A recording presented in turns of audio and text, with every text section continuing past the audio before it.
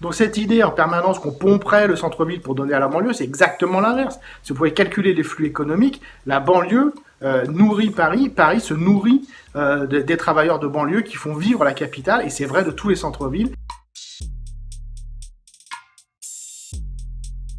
On fait l'erreur de penser souvent en France qu'on ait un système très redistributif qui prendrait beaucoup aux riches pour donner aux pauvres. Ça, c'est parce qu'on paye beaucoup d'impôts, c'est vrai, c'est parce que la sécurité sociale est étendue par rapport à d'autres pays, tout ça c'est vrai.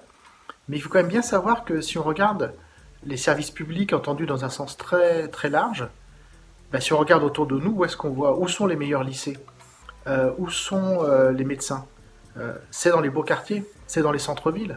Quand vous habitez dans une zone rurale, souvent la maternité est loin, la perception a fermé, la poste a des horaires d'ouverture réduits, etc. Quand vous êtes en banlieue, on le sait bien, il y a souvent des profs absents, il y a même des parents de Seine-Saint-Denis qui ont dû déposer plainte contre l'État, tellement leurs enfants se retrouvaient souvent sans prof devant eux au collège. Donc on a cette idée, parce qu'on entend notamment beaucoup parler des plans banlieue, qu'on donnerait comme ça à la banlieue, mais c'est faux. Et c'est tellement faux qu'il y a une étude très précise qui a été menée par le maire de la ville de la Courneuve en Seine-Saint-Denis, qui s'appelle l'Atlas des inégalités territoriales. Et dans cet atlas, il montre que quand on regarde par habitant, on voit que dans les quartiers pauvres de Seine-Saint-Denis, il y a moins de policiers, il y a moins de médecins, il y a moins d'enseignants qu'à Paris.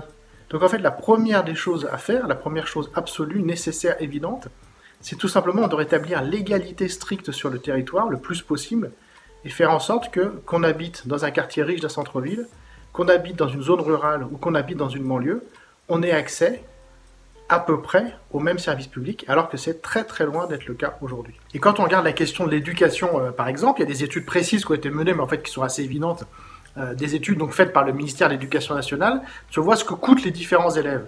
Si vous regardez évidemment un élève, on prend un exemple caricatural mais vrai malgré tout, un élève du lycée Henri IV, du prestigieux lycée Henri IV de Paris, il coûte beaucoup beaucoup plus cher qu'un élève de lycée de Saint-Denis. Pourquoi ? Parce qu'ils n'ont pas les mêmes enseignants face à eux. Le lycéen d'Henri IV, il a face à lui des professeurs qui sont agrégés, donc qui sont payés plus cher, et qui sont souvent plutôt dans leur deuxième partie de carrière, et qui donc là encore sont payés plus cher parce qu'il y a une progression à l'ancienneté. Alors que le lycéen de Saint-Denis, quand il a un prof devant lui, parfois c'est même pas un prof titulaire, c'est un prof vacataire, donc qui est très mal payé, ou alors c'est un prof qui est moins diplômé, par exemple, qui a le CAPES, ou alors c'est un prof qui est en début de carrière. Donc quand vous comparez les deux, en fait, les élèves de centre-ville coûtent beaucoup plus cher à la nation, à l'État, que les élèves de banlieue. Donc il y a une redistribution en fait qui est faite, mais qui est à l'envers, qui est faite de la banlieue vers le centre-ville. D'autre part, là je suis un peu énervé parce qu'effectivement j'enseigne dans Seine-Saint-Denis, il faut voir par exemple quand on regarde à Paris, que c'est la banlieue qui nourrit Paris de façon évidente. Les cadres parisiens, quand ils vont se faire servir au resto, c'est par des gens qui habitent en banlieue parce qu'ils n'ont pas les moyens d'habiter à Paris. Ils font garder leurs enfants à la crèche, ça a été mon cas aussi, par des gens qui habitent en banlieue, et des fois je discutais avec les puéricultrices qui habitaient très loin en banlieue, parce qu'elles ont des salaires misérables. Comment voulez-vous qu'elles se logent à Paris? C'est absolument impossible. Et on pourrait multiplier l'exemple, les livreurs, etc. Il y a plein de métiers qui sont occupés par des gens qui habitent en banlieue.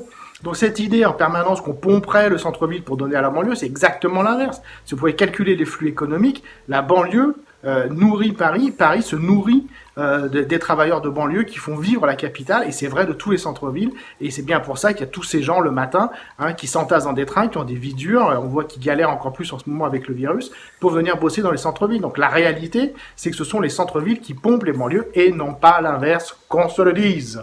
Et mon dernier petit énervement, c'est pour vous, les amis, les médecins. Je sais qu'il y a plein de médecins géniaux, je sais qu'il y a plein de médecins qui sauvent des vies, qui bossent des heures de taré pour pas grand-chose, etc. Mais quand même, comment est-ce que les médecins collectivement peuvent refuser qu'on leur assigne un territoire quand ils ont fini leurs études? Les amis, vous êtes les gens qui coûtent le... Moi, j'ai coûté cher comme étudiant, j'étais longtemps étudiant. Mais vous coûtez encore plus cher, vous coûtez des sommes complètement dingues à l'État pour être formé comme médecin.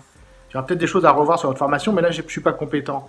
Mais après, vous quand même pas dire, moi, je vais aller faire la chirurgie esthétique à Nice, et puis c'est bon. Et mes patients me payent cher parce qu'ils sont remboursés au moins une partie de ce qu'ils dépensent par la Sécu. Vous voyez, ça, c'est quand même pas possible. Comment est-ce que les médecins osent collectivement dire, non, nous, on va pas les bosser dans les zones rurales, on va pas les bosser en banlieue. Vous allez là où on a besoin de vous, les amis, au moins quelques années. On vous file des primes, etc. On peut trouver plein de solutions, mais c'est pas vous qui choisissez. Parce que vous vivez de la solidarité nationale. Hein, en termes d'économistes, on dit que c'est la sécurité sociale, c'est ce qui solvabilise la demande. Et en français, ça veut juste dire que quand on va sur le médecin, si ça nous coûte aussi peu cher que ce que ça nous coûte, c'est parce qu'il y a une grande partie qui est remboursée par la sécurité sociale. Et donc les médecins, ils vivent de ça. Donc c'est quand même pas possible de jouer tout le temps sur les deux tableaux, de dire vous avez une demande, une garantie, donc des recettes, il faut pas appeler les choses par leur nom, qui sont garanties par un système de solidarité nationale, et vous voulez avoir aucune contrainte. C'est pas possible. Je pense que vraiment le système français de santé, là où il est très bon, c'est qu'il recherche un équilibre entre le privé, le fait que les médecins, y compris à l'hôpital d'ailleurs, peuvent pour certains avoir des revenus très élevés, et d'autre part des mécanismes de solidarité nationale. Mais là, on a besoin de médecins, il manque de médecins. Il faut que les médecins aillent là où on en a besoin et qu'ils aillent dans les territoires, effectivement, où il y a des gens qui sont pauvres, qui ont besoin de médecins, et que ce ne soit pas les médecins qui choisissent leur lieu d'établissement librement, comme ils le disent. Donc voilà, ça c'est encore des mesures quand même assez simples à prendre pour simplement diminuer un peu les inégalités. Alors qu'on sait très bien que de toute façon, les inégalités face à la santé resteront toujours monstrueuses, parce que quand on a toujours plus d'argent, plus de connaissances, plus de relations sociales, eh ben on peut effectivement, même en France, beaucoup mieux se soigner que quand on est pauvre, isolé, qu'on parle mal le français, qu'on n'a pas de connaissances, etc., etc. Donc, par pitié, un peu moins d'inégalités face à la santé, ça serait sympa, surtout en ce moment.